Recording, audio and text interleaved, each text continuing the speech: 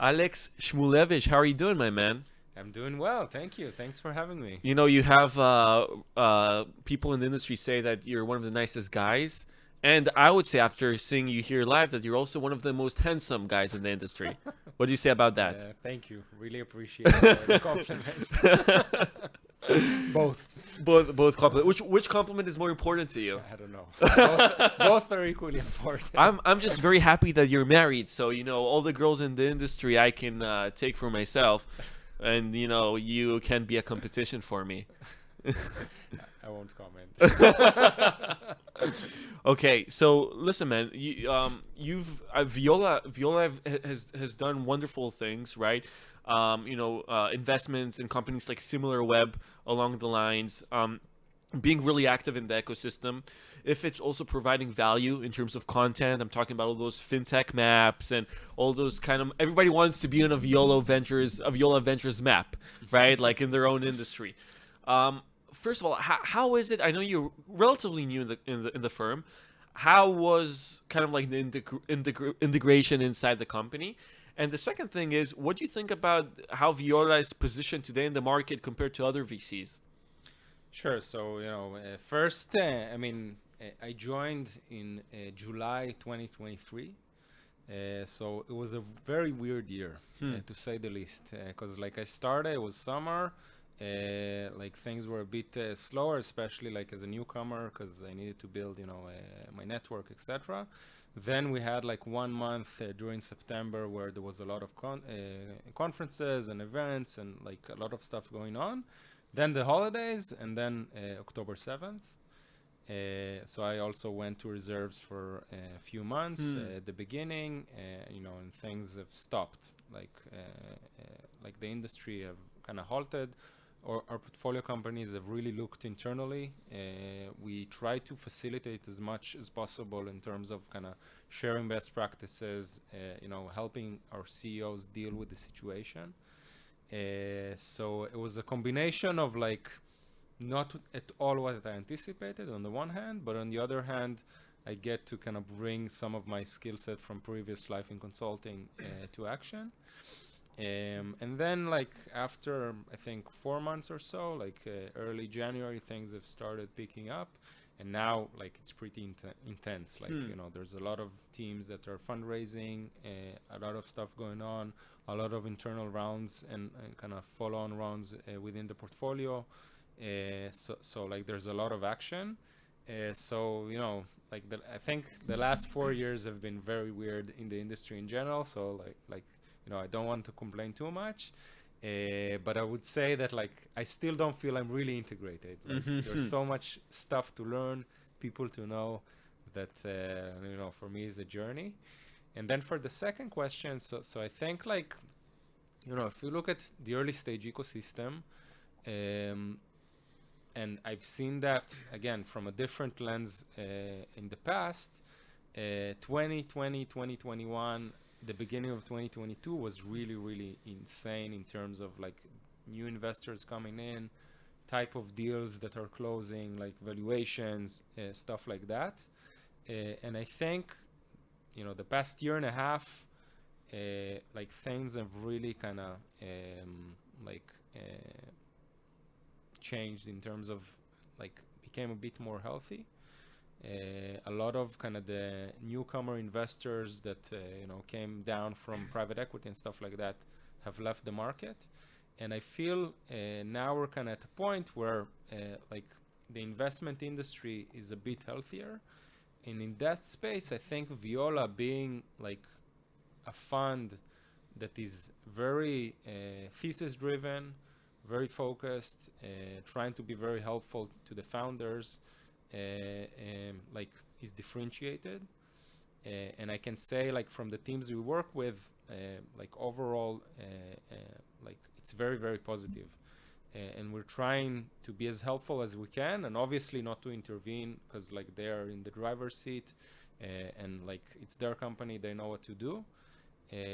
So in that sense, I feel that it's also coming up like in the deal flow and in the deal process, and it's something that like we're proud of our DNA that is relatively unique. So I'm not sure if I answered your question, but I think you did. I think you definitely did. I think that you know, in the bubble, I think 2020, 2021 kind of, there was a huge bubble going on. There was a lot of, money was relatively cheap, and you saw a lot of um, money coming into Israeli startups, and like you said, there were valuations who were, in hindsight, completely outrageous. And I think that has been, it's not only dangerous for the LPs and for the reputation of the VCs.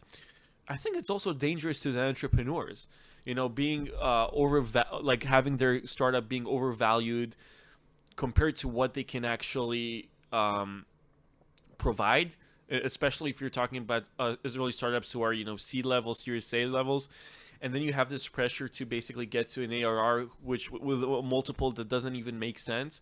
I think now the industry is in a place where people are more wary of that, and are even now, when you're starting to see that money is flowing into VC, you are seeing there several VCs who have um, fundraised significant funds from amazing people, even abroad in the United States.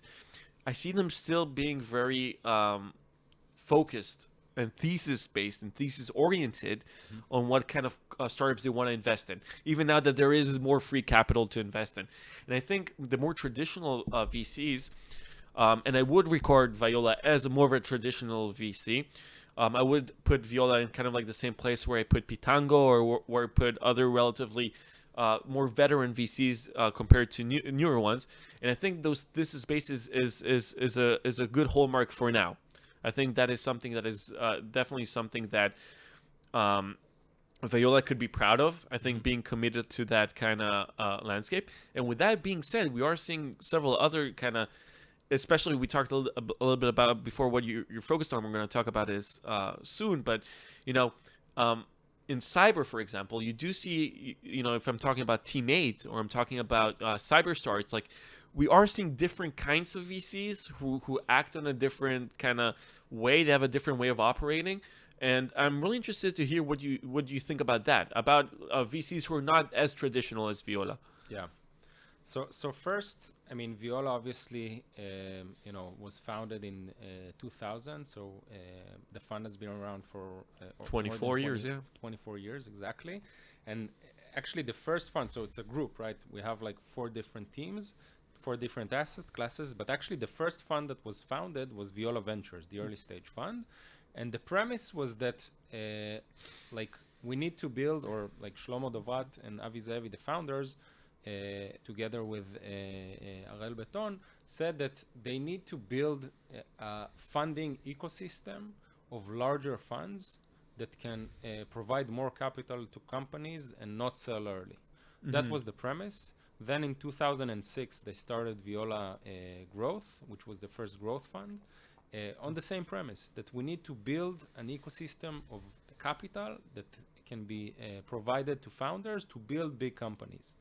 This hasn't changed. Viola still is investing in category or potential category leaders, and our strategy is to reach those, Iron Source, SimilarWeb, Pagaya, although now the fintech market is a bit challenged because of the interest Well, they rates. still IPO'd in a Uh, way, so yeah, but it's still a big company. Like right.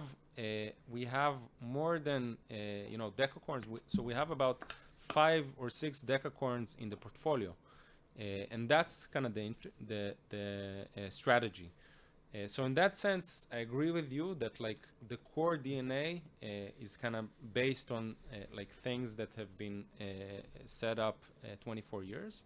But on the other hand, VC has to innovate Mm-hmm. as an industry. Like this model of founders coming to the holy grail of the like fund office and Hmm. pitching and kind of asking for capital is not what's happening now. Now, like there's a lot of VCs, good founders are relatively like it's a competitive deal, and we each morning we wake up, we ask ourselves what is the best thing we can do to differentiate but also to be helpful to the founders. Mm-hmm. Now it's true for companies we invest in, but it's also true during the process itself. And the second question we ask ourselves is how can we innovate. So for example, although we didn't like institutionalized it, we did 3 incubations where we took teams or set up teams, help them work on a specific direction, kind of build the idea together.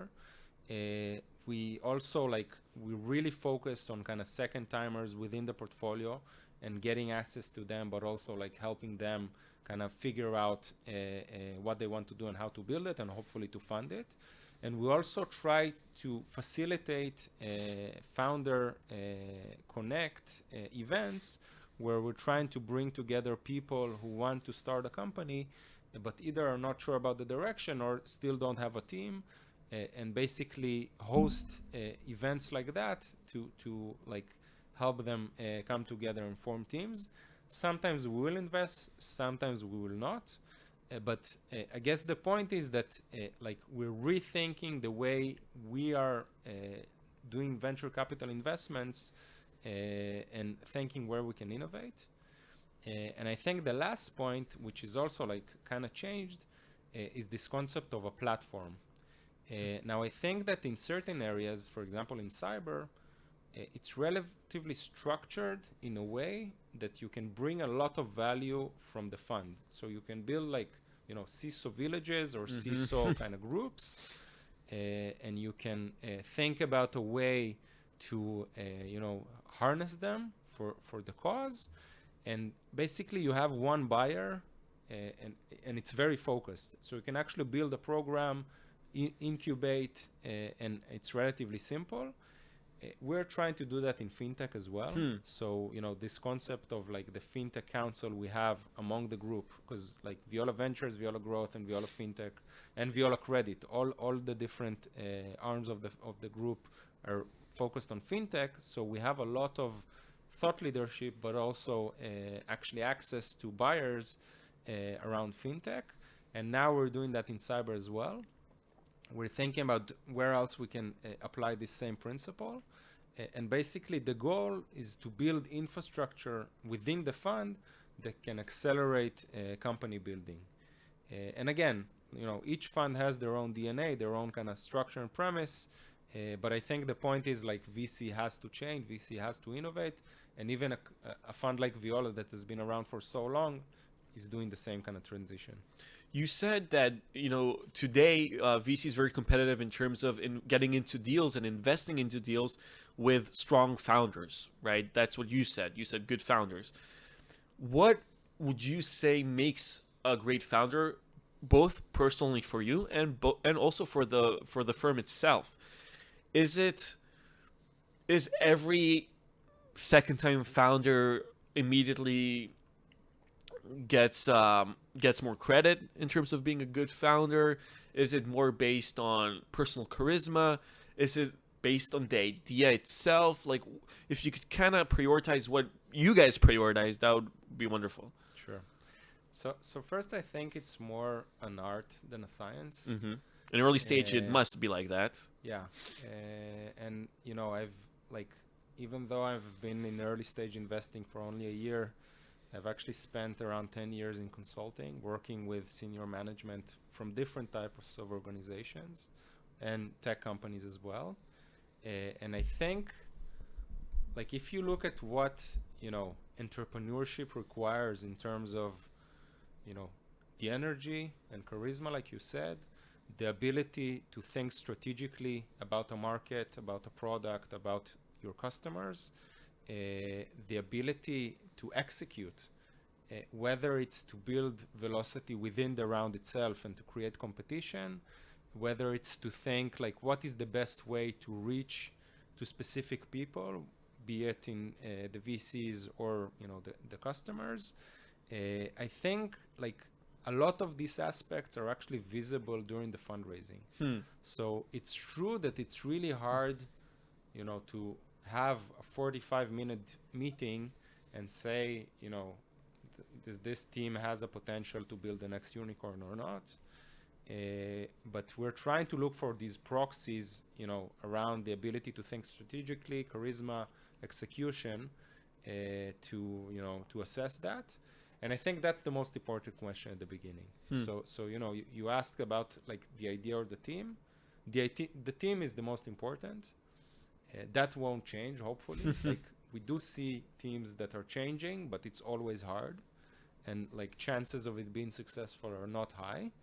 The idea can change, so we can help change the idea through incubation, but we can also, pivot after investment, and like, companies pivot.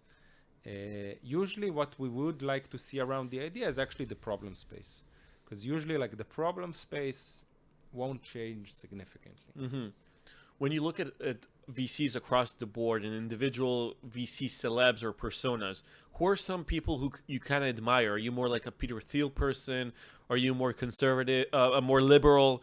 Well, what's kind of your take on that? Yeah, so I mean, it's a good question. I actually haven't thought about like who are my role models I think it's in important, VC.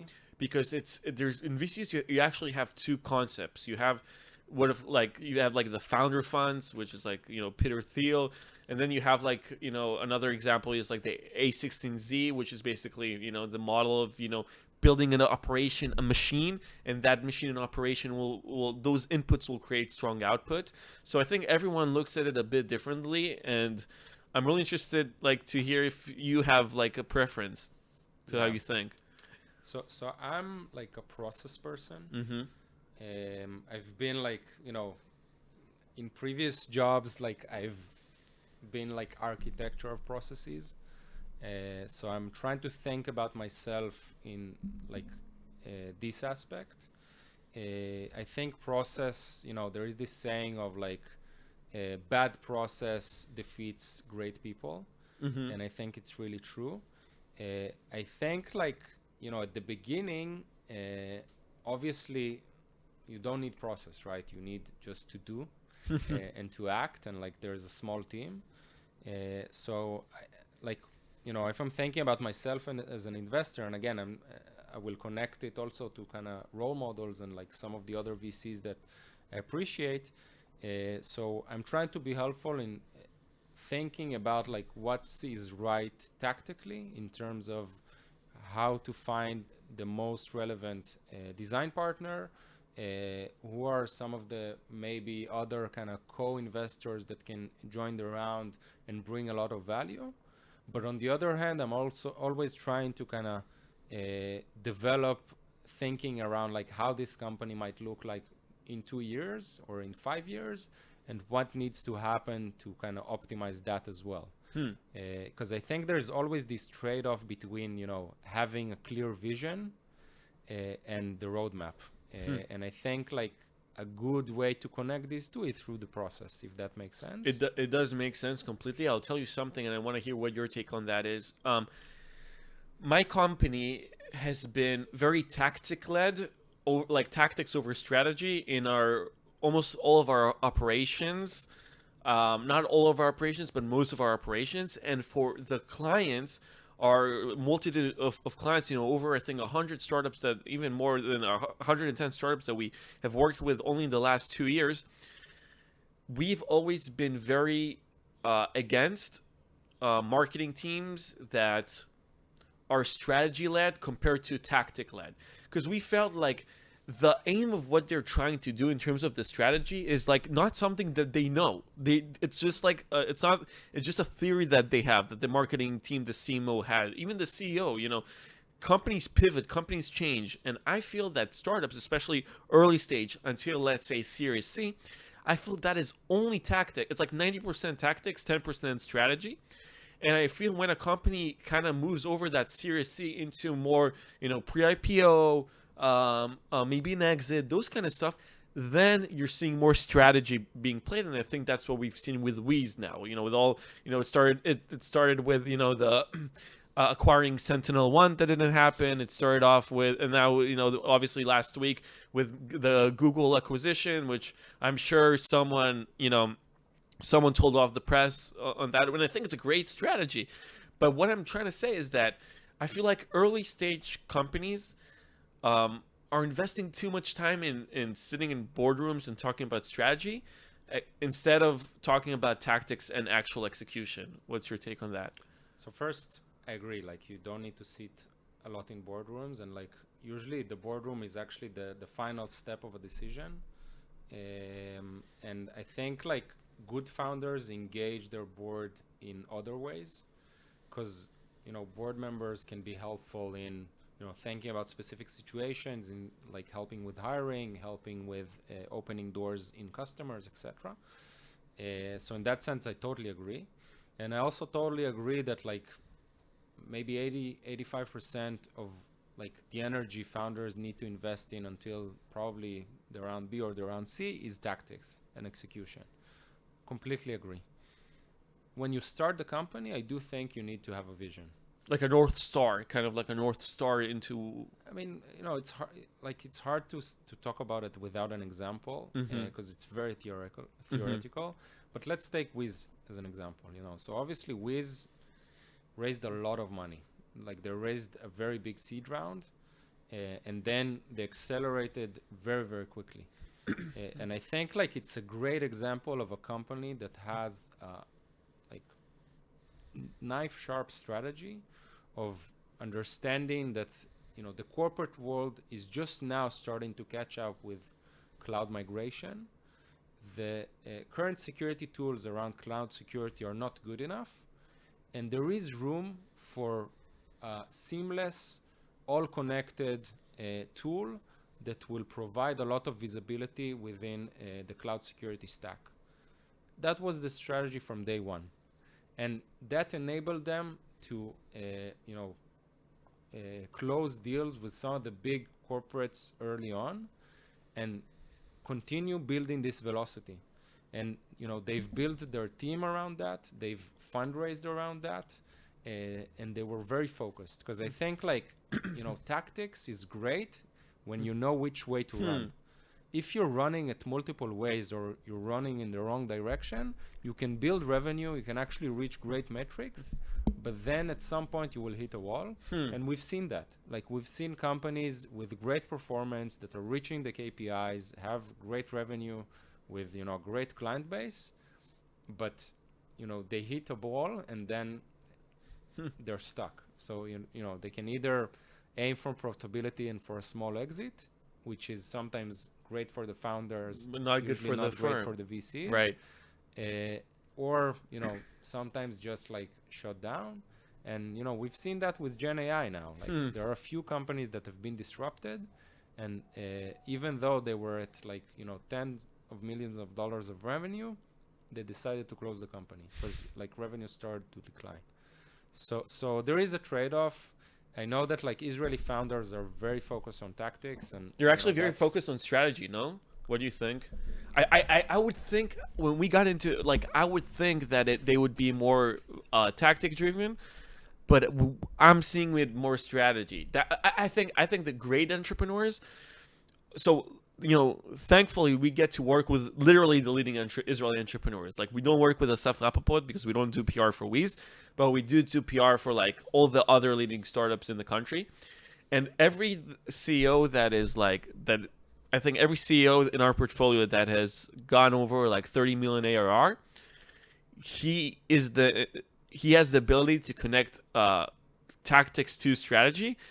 But he's always the first one to suggest new tactics. So like he knows he does have like a North Star. He knows what he wants, but they're like obsessed with like getting there, like with the milestones and how you play those tactics and growth hacking and all those kind of stuff. And the other CEOs who I think are having a more troubling time to get to hit those ARR targets, etc., I think they're a bit too much in the clouds, but not the way Wiz are, not the way the cloud security companies are. Like they're too much. Everything is theoretical for them. They don't do enough. They don't work enough. They don't work hard enough. And I've actually met with which it was one of my last shows. I don't remember who was the VC. Yes, it was Adi Levanon. She's also Sela Ventures. She's also she does fintech. Like we talked about that. Some entrepreneurs, they simply are not executing. They just don't work as hard as other entrepreneurs. They just don't put in the effort as much as and they try to blame it on like strategy and those kind of stuff, but they just don't put in the work. So I want to ask you something.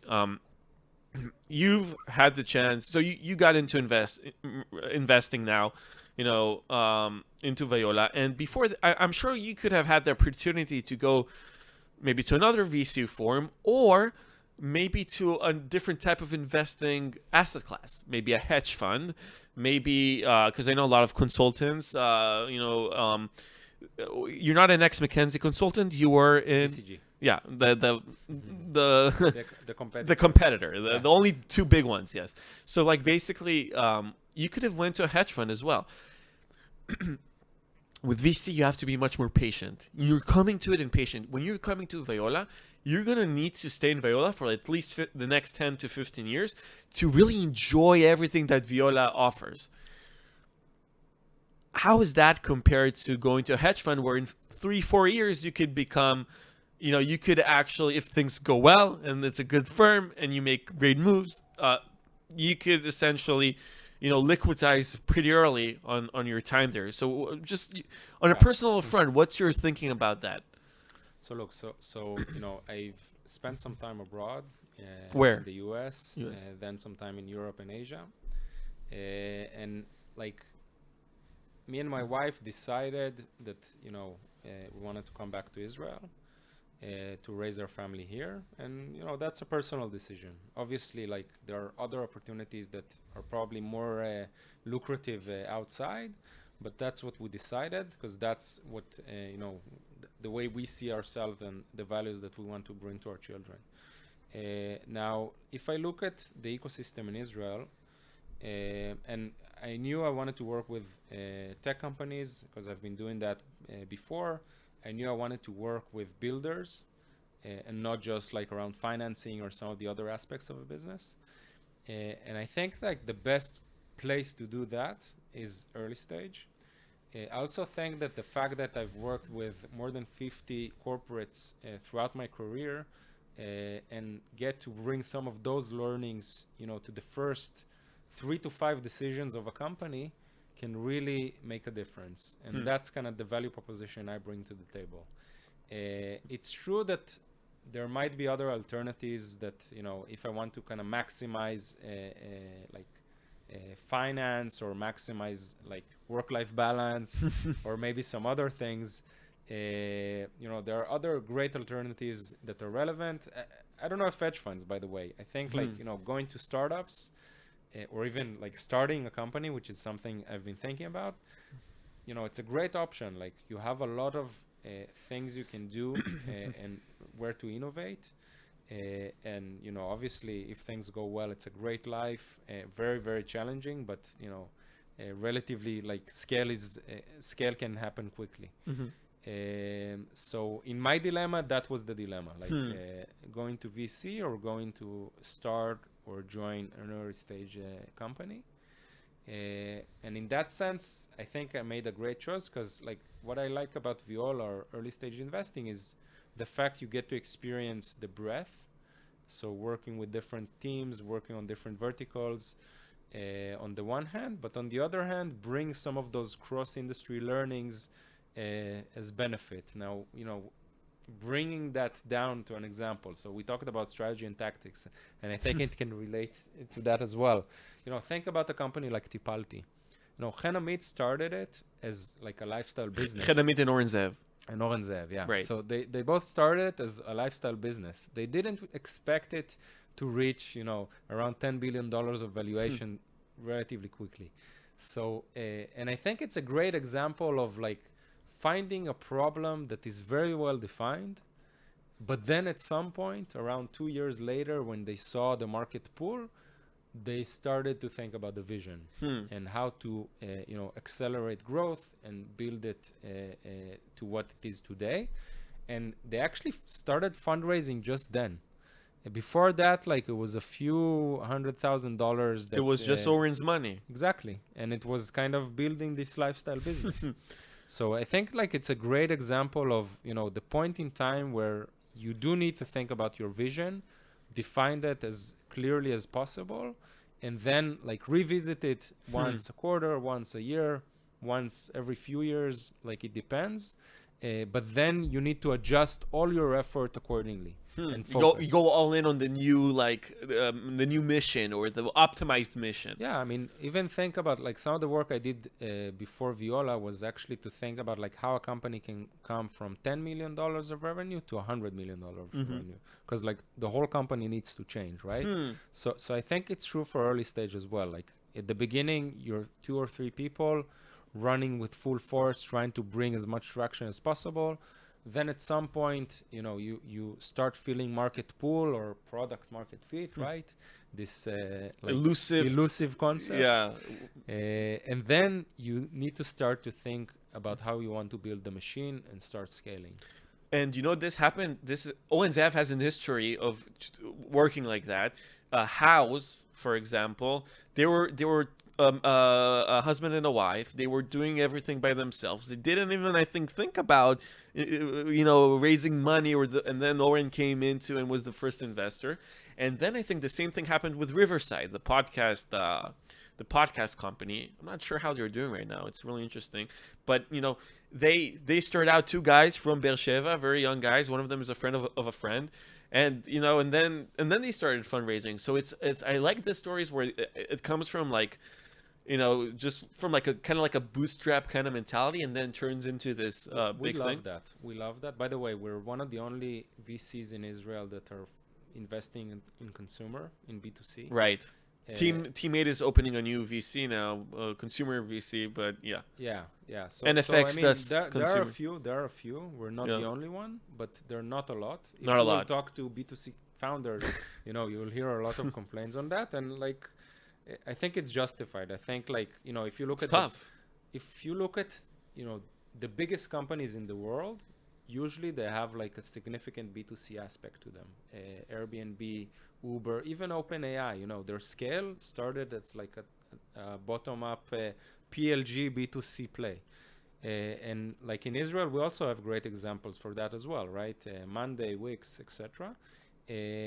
Now we have our own example of like this exact dynamic with Lightrix. Lightrix, a group of people from the Hebrew University, a group of computer scientists that looked around them and saw that they can take their amazing skill set around AI. Back then it was called machine learning, or like machine vision, and build a great product. And that's how they started. And they've launched their Facetune app on Android, and then on Apple OS, and like they generated a lot of traction. And we actually had to convince them to take money.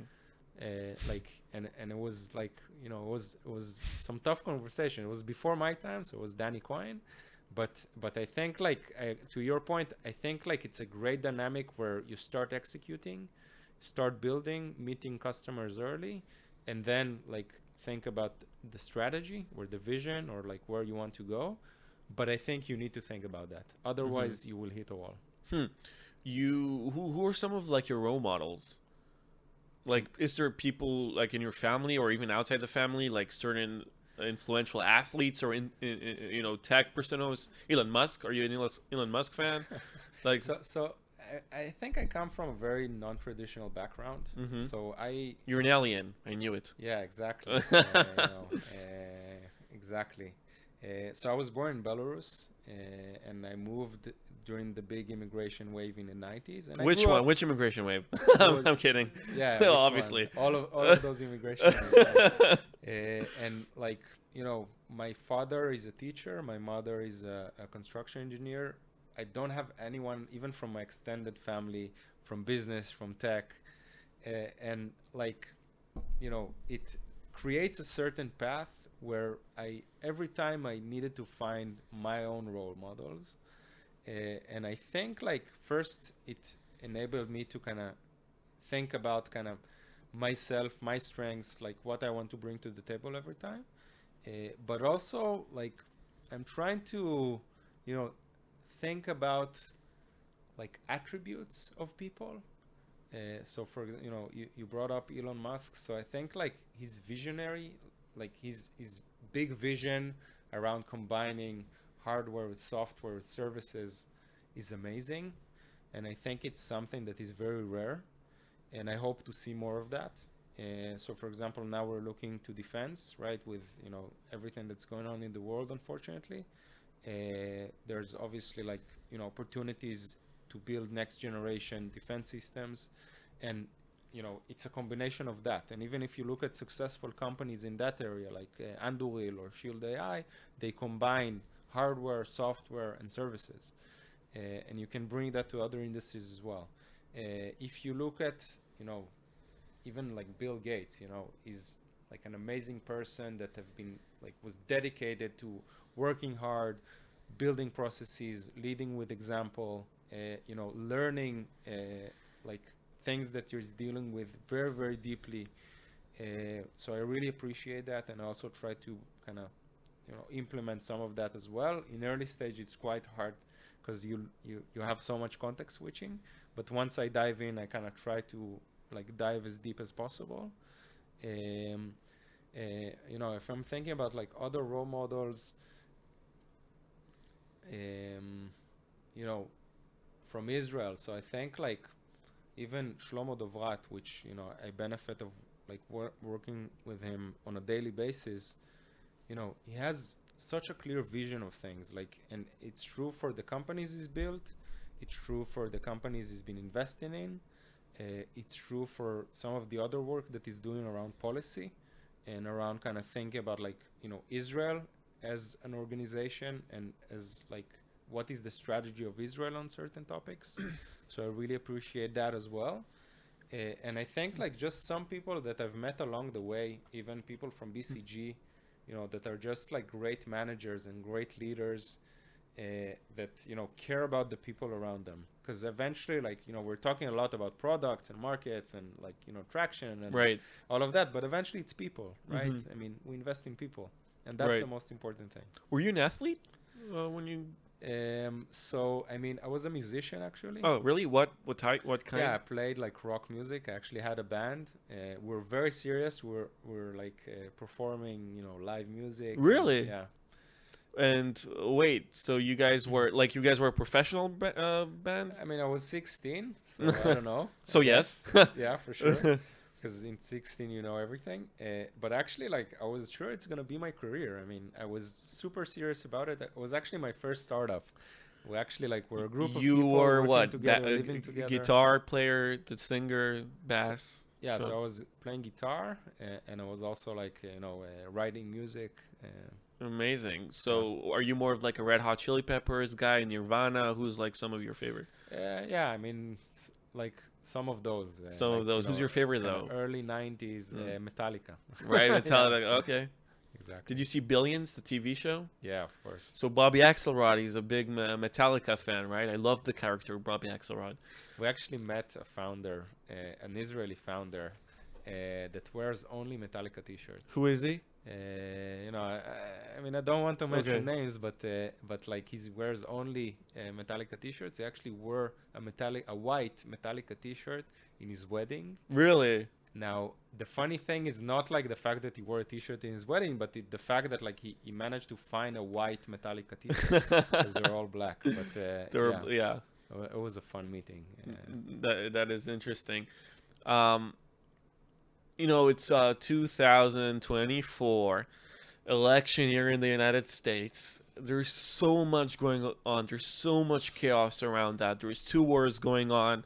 There's tremendous amount of political pressure on both parties in the states, and as tech entrepreneurs, tech investors, we can't. Our companies are affected by it, right? And I don't know if you know this, but we also have 6 companies that we invested in startups in our portfolio. We have a big chunk of investments that we do in publicly traded companies in the States, and we have our own portfolio clients that we do PR for. And it's you can't not think about what's going on politically in the United States, and you're seeing that some companies. And I actually talked about this with Udi, the chief brand officer of Gong yesterday evening. You have people who you have founders who talk about it. They talk about their political opinions. They talk about what their company stands for. And then you have other founders who shy away from it. And some of the founders who talk about it get stabbed, or then their companies get hurt because for every side there's the other side, right? In politics, it's a nasty game. What's your take on that as an investor? Do you think people should keep politics to themselves? Do you think people should be upfront about it? Do you think there's something wrong about how there isn't any free speech right now, because the minute you say something, people attack you? I've been attacked on Twitter more than once in the last several months. Like, what do you think? I think so. First, the political game, I think is in a low point, and it's true globally. Like everywhere you look, obviously the U.S., obviously Israel, but also some countries in Europe, like what happened in France recently with the Unbelievable election to the parliament. I'm French, by the way, so I've it's unbelievable what happened there. So I think there's a lot of bad things that are happening around politics. I think that technology has a role in that. With social media, with the way humanity consumes content, and there's a lot of things that were written and created and research on that, on how the algorithms are kind of set against the human instincts. So I think at least in my personal perspective, we have to talk about it.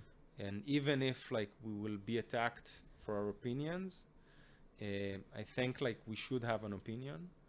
I also think we need to be a bit sensitive, because eventually we invest in companies, the founders will invest in managed people, and there are different people in the company, and you need to create a safe environment on the one hand, but I also appreciate having a clear perspective on what is right, what is wrong, in your opinion. Now, we say politics, but I think some of the things that are happening, it's not politics. It's something else.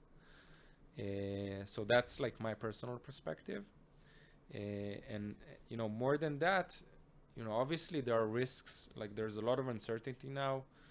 The elections in the U.S., the war in Israel, the war in Ukraine, some of the other tensions in Asia, China, Taiwan, the Koreas, what's happening in Africa. That we don't really talk about it because there's so much bad things that are happening. But there's all these civil wars that are happening in Sudan. Civil wars is a gentle term to. Yeah, I mean, and I think we're.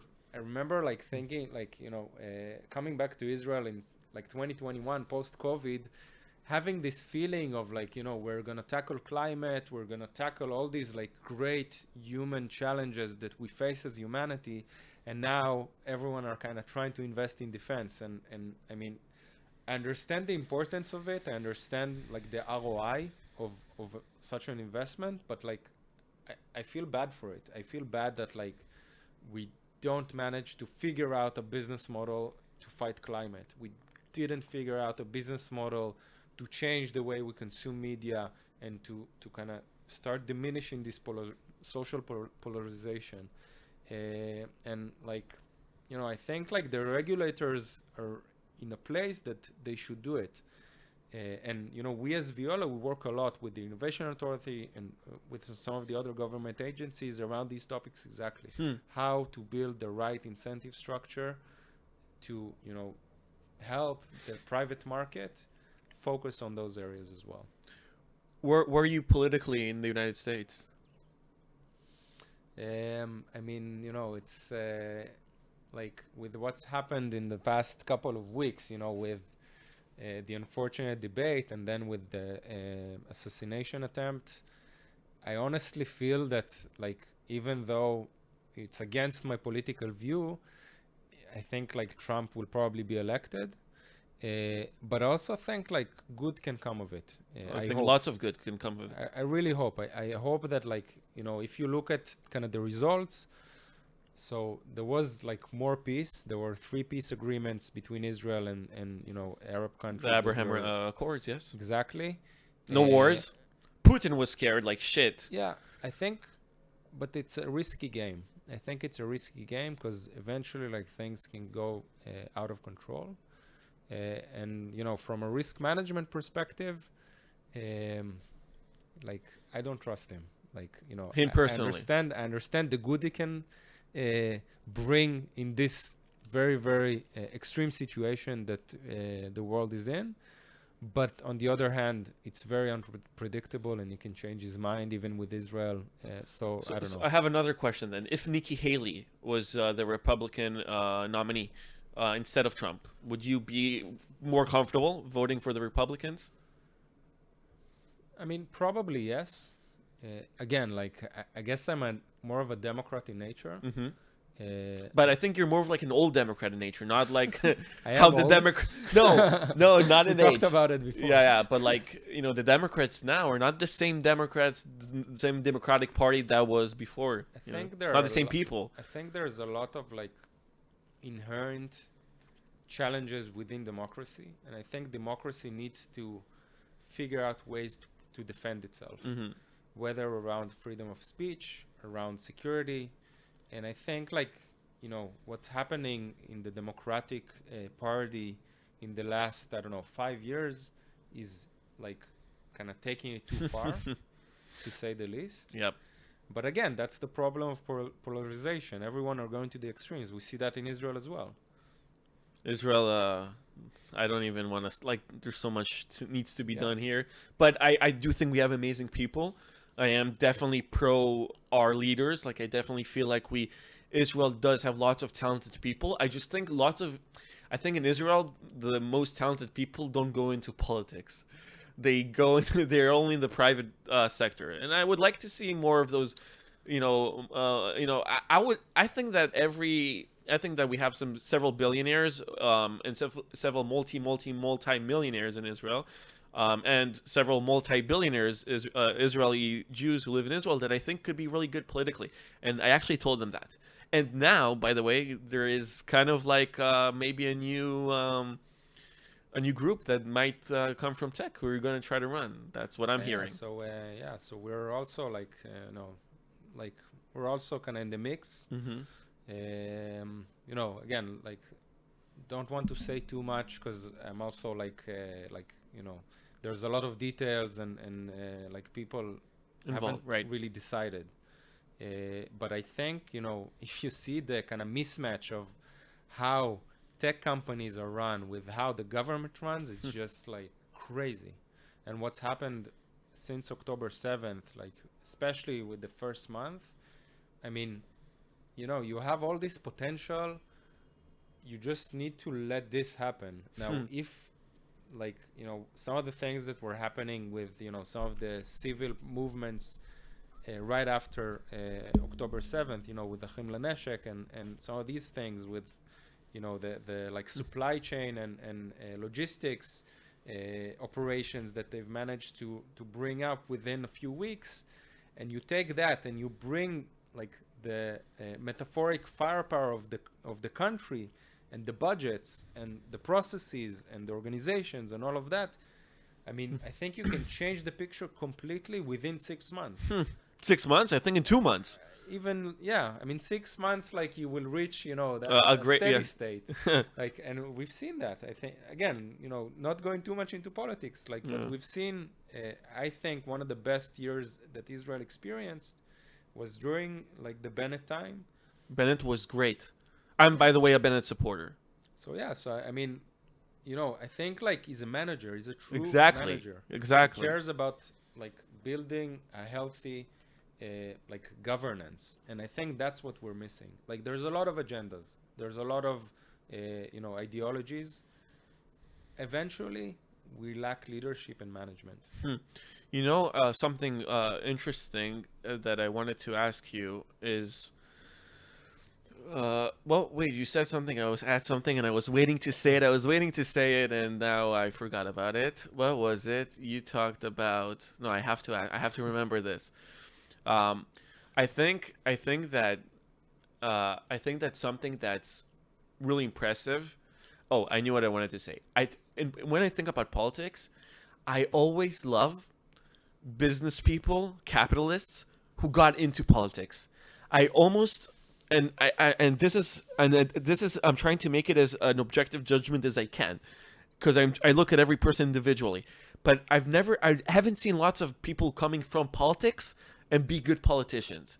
I always see people who are great business people who get into politics and do great things, you know. And Bennett is a great example. And I also like Vivek from the Republican Party in the States. I also love him a lot. Like those type of people who come in because they have this infrastructure. They don't need it. They don't need to go into politics. They do it because they want to. They don't need the power. They have the cash, you know, they have the net worth. What do you think about that? I think that like I completely agree. Um, I also think like I'm trying to think about kind of the previous generation politicians. They were in a way entrepreneurs, right? I mean, Right. like Shimon Peres started the defense industry in Israel. Hmm. Going on knocking on doors like with the French, with the German, with the Americans, like you know. Ben Gurion, obviously, like okay, it's ancient history, but even like Not that Rabin, ancient, but yes. yeah, I don't know. I mean, so much has changed, even the last 5 years. So it's hard to think about it. But like even Rabin, some of the things on like how they built the IDF, and I mean they built it like bottom up. And I think once you kind of get into the system today, it's so much harder. So I think like you need to have a lot of conviction, but also a very strong skill set in knowing how a good organization looks like and bring some of these best practices to government. And I think that's what Bennett did amazing. And like I really wish we will see more of that in the coming years. I really wish he comes back to politics. I know he doesn't want to. I know his wife doesn't want to.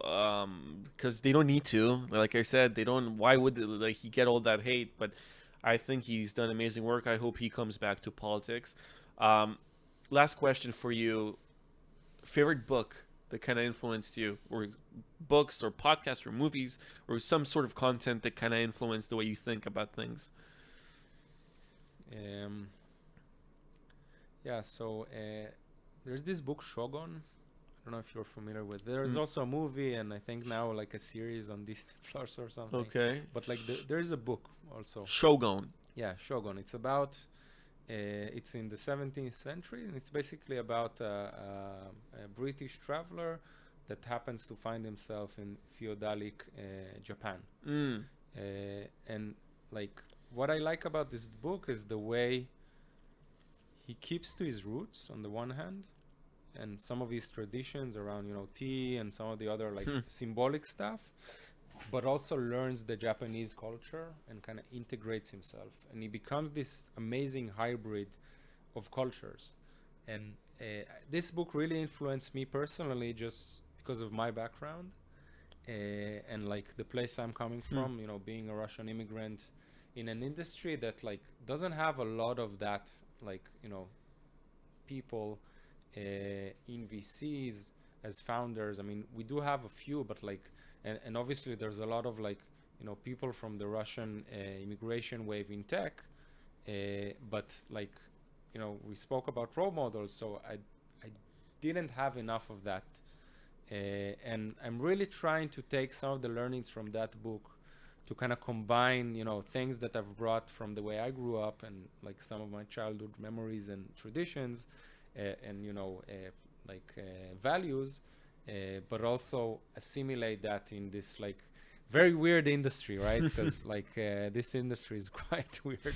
Tech industry. Yeah. Yeah, it's a very weird industry because on one side you have like everyone is a capitalist in terms of what they do, and then some of them when you have conversations with some of them, they sound completely socialist communist, but they don't act like one, so you can't judge them. You're like, but you're not. You're a capitalist. You're great. So like everything is a mixture, and then you have like you're talking about like Russian immigrants, but then again, like probably some of the most successful entrepreneurs are Russian. Google and and Revolut. Yeah, but I think it's different because like And I think it's true also for like Mizrahi Jews. Mm-hmm. And again, like it's very, like this conversation is around like very sensitive topics. But if you look at Mizrahi Jews that came to Israel and what they experienced here compared to those that came, for example, to France, Mm-hmm. they're in a relatively different path. Like it was much harder for them here, and I think it's true for Russians as well. Like the Russians that came to the U.S. had a different kind of life story than the ones that came here. Different challenges. Obviously, every immigration process is hard. Right. But there was just this research that I read this morning about kind of depression among kids that experienced immigration. But like eventually, look at the facts. Like there's not enough representation of Russians in leadership positions in Israel. And like one of the things that I also care about is kind of Helping the community. helping the community, hopefully serving as a role model, and trying to kind of influence that as well. I just hope, it's funny because when you start talking about DEI and like there's this big DI versus merit. Is it DEI? Is it merit? The DI people convince me this way. The merit people convince me the other way. But I just hope we get to a place where all of these things wouldn't matter. It'll simply be obvious, like based on your skills, based on how good you are in every position, you'll get as far. And the Russian people in general are like extremely, extremely, extremely, extremely, extremely fucking talented. Like I don't think they would have an objective problem to lead, and hopefully you can be one of those. Hopefully you'll be a role model for a lot of different other Appreciate it. other guys.